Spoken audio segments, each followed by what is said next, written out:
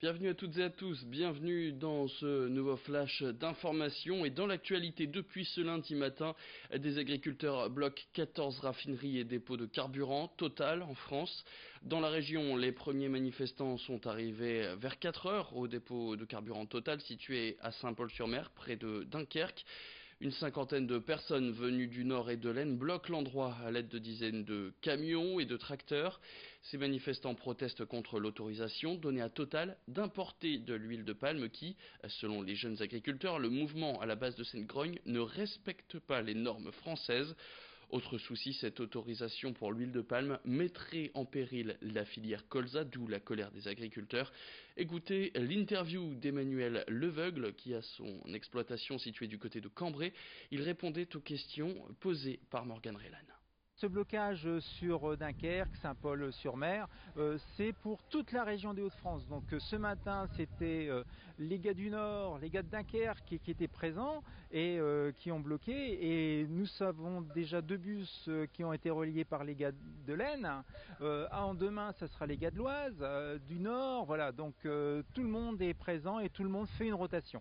Ça peut durer tant que nous ne serons pas entendus. C'est une concurrence qui est totalement déloyale et injuste. Au moment où les états généraux de l'alimentation qui viennent de se terminer pendant plus d'1 an, nous avons, on va dire, discuté et proposé des plans de filière comme le voulait Macron. Nous nous retrouvons maintenant avec plus d'agriculture qui soit saine, durable, en respectant d'autres normes supérieures à la France, par la France, supérieure à l'Europe, supérieure au monde, et de l'autre côté, on importe des produits à bas coût qui ne respectent pas nos cahiers des charges de normes françaises. Attention avec le retour de la chaleur, c'est le retour des pics de pollution dans les Hauts-de-France. Les écologistes montent d'ailleurs au créneau. Les mesures prises sont qualifiées par eux de mesurettes face à des épisodes de plus en plus fréquents. On se souvient par exemple de l'année dernière, l'été dernier, où les alertes s'étaient répétées plusieurs fois, plusieurs jours de suite. Jérémy Crépel, secrétaire départemental d'Europe Écologie Les Verts, était l'invité de la matinale d'Adrien Lanois ce lundi. Il tire la sonnette d'alarme. Écoutez.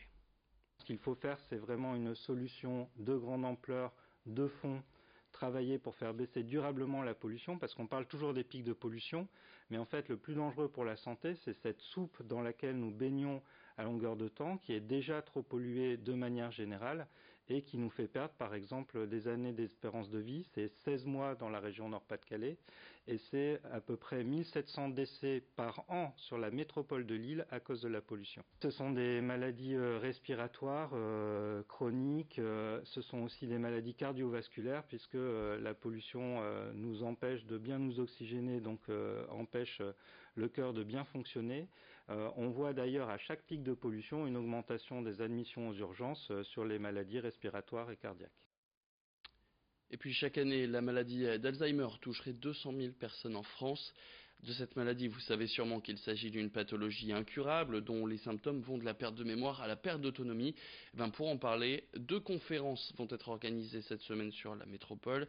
Une maladie dont il faut parler car de plus en plus répandue, en cause le vieillissement de la population, qui est aussi la raison de maladies neurodégénératives comme la sclérose en plaques ou encore Parkinson.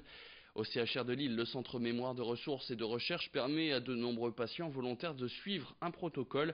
L'objectif, tester de nouveaux médicaments avant une potentielle mise sur le marché pharmaceutique. Parmi ces volontaires, Brieux-Gorchy a rencontré Alfred. Il a 63 ans, il teste ces nouveaux traitements depuis maintenant 3 mois. Écoutez son témoignage. La première chose qui m'a fait du bien, c'est de me rendre compte que j'étais pas tout seul. Parce que le choc le plus dur à accepter, c'est que c'était irréversible. Alors aujourd'hui, j'en vis bien, puisque je m'y suis habitué, j'en ai pris mon parti. Donc j'ai mis au point, avec l'aide aussi des soignants, d'astuces pour vivre normalement. Sur mon téléphone, mon iPhone, j'écris tout ce que je dois faire, tous mes rendez-vous, et même avec du détail, ne pas oublier deux points, prendre 5 kilos de radis, par exemple. Voilà.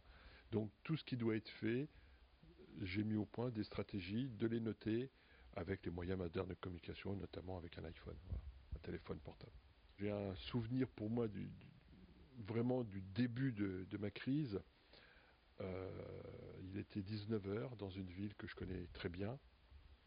J'avais garé ma voiture toujours au même endroit. Et je cherchais ma voiture et j'étais incapable de la retrouver. Et je demandais à tous les passants, est-ce que vous pouvez m'aider à retrouver ma voiture? Ils m'ont pris pour un fou. Ils m'ont tourné le dos. Et j'ai failli pleurer. Donc je me suis assis sur une borne. J'ai attendu que toutes les voitures soient parties. La nuit tombée. Il ne restait plus qu'une voiture sur le parking ouvert. Et j'ai retrouvé ma voiture. Donc il faut en parler. Puisque moi, quand je suis tombé malade, je ne savais pas ce que c'était. Et ça m'a rendu un peu nerveux, voire un peu fou, de ne pas savoir ce qui m'arrivait. Et je me suis dit, aïe, la vie est finie. Donc, il faut arriver à se le diagnostiquer ou se le faire diagnostiquer pour ensuite être pris en charge et ensuite la vie redevient normale. Pour moi, c'est le message important que les gens doivent savoir. Il faut parler de cette maladie, c'est une maladie comme les autres. Il faut la diagnostiquer et ça se soigne, non pas pour en guérir, mais pour en vivre normalement. Je suis même heureux, je suis grand-parent, grand-papa, je joue au golf, voilà, donc j'ai des plaisirs. Et donc on peut vivre heureux à condition de l'accepter et de mettre en place des stratégies d'aide. Et si on n'y arrive pas tout seul, de se faire aider et d'en parler. Et puis encore un mois de patience pour ceux qui empruntent l'A25. Depuis quelque temps, la DIRN procède à des travaux de réfection à hauteur d'Arquin-Gemlis. La seconde phase de ce chantier débute ce lundi soir. Elle devrait durer jusqu'au 13 juillet. Des travaux qui se font de nuit, mais qui risquent toujours de perturber la circulation jusqu'à l'aube, si ce n'est plus. Et puis, en bref, aussi plusieurs accidents dans le nord après une série de rodéos ce dimanche. À Lille, notamment, 2 personnes ont été sérieusement blessées, une autre plus légèrement touchée dans plusieurs épisodes. Le travail du SMUR a même été plusieurs fois perturbé par des jeunes qui les ont pris à partie. 5 jeunes ont été interpellés par la police venue prêter main forte sur une des interventions. C'est la fin de cette édition. Merci à toutes et à tous de l'avoir suivi. Tout de suite, vous retrouvez vos prévisions météo et l'information continue. Rendez-vous dans le prochain quart d'heure pour un nouveau flash.